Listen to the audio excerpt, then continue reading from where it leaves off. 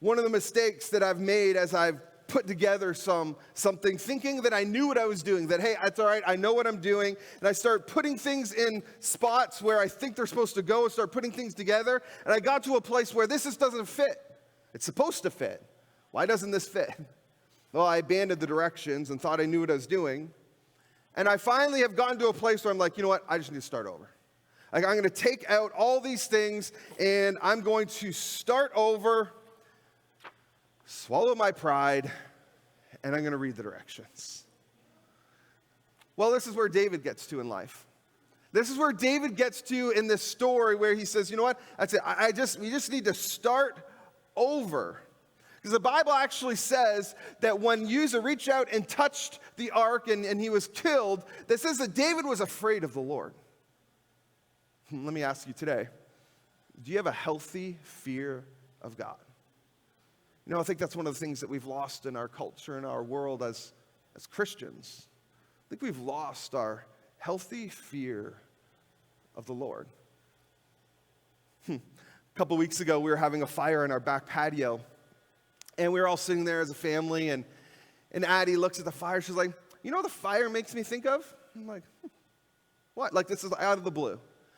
That I don't want to go to hell. And I'm like, we're going to have a fire every week for the rest of your life then. We need to have a healthy fear of the Lord. So David, he's scared, he's fearful, he decides he's not going to continue. But he takes the ark and he stashes it at a man by the name of Obed-Edom, puts it in Obed-Edom's house, stashes the Ark of the Covenant there, and he leaves. He's like, I'm done. But then he starts hearing stories about how the house of Obed-Edom is being blessed. Like everything that he does, every decision that he makes, everything, it's being blessed. So David decides, okay, we're going to do this again. We're going to start over. We're going to try this again, but we're going to do it right. We messed up the first time. I made a mistake. I thought I knew what I was doing. We're going to go back to the instructions that God gave Moses. We're going to do it, and we're going to do it the right way. You know, this story of David bringing the ark to Jerusalem is also told in 1 Chronicles chapter 15. And I want to read a verse in 1 Chronicles chapter 15, verse 2. It says, then David said, no one but the Levites may carry the ark of God, because the Lord chose them to carry the ark of the Lord and to minister before him forever. Yes, that's what you should have done the first time, David. But at least he course corrected.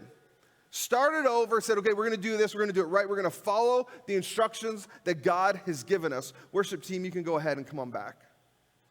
We're going to do this, but we're going to do it the right way. And what I learned of putting furniture together is I don't like reading instructions.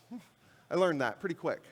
So now when something like this needs to be built, Susie and I will do it together. She loves instructions. She is like a rule follower to a T. Like she will read every word printed on the piece of paper. Look at figure A, hashed comma, like everything that there is to look at, the diagrams and the instructions.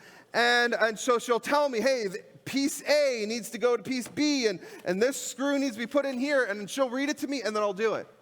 And it goes so much smoother. Now, there is the tendency, though, that she's reading, and I'm like, I know what the next step is. I know where she's going. And I have a tendency to almost want to skip a step, but I don't. I kind of hold back usually. And it goes so much smoother when you follow the instructions. But don't skip a step.